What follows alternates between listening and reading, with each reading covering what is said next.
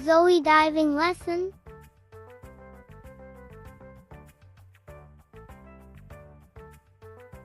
Once upon a time, there was a little boy named Zoe. Zoe was fascinated by the ocean and dreamed of exploring its depths. One bright morning, Zoe went diving with his instructor, Mr. Finn. They swam together, admiring the colorful fish and beautiful coral reefs.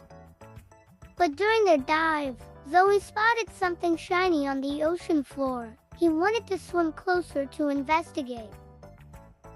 Mr. Finn stopped him and reminded Zoe about the dangers of diving alone. He explained that the ocean can be unpredictable, and it's important to always have a professional nearby.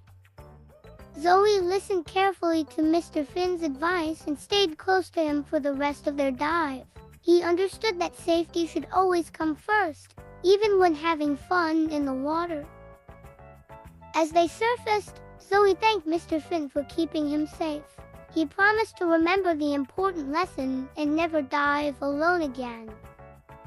From that day on, Zoe became a responsible diver, always diving with a trained instructor by his side.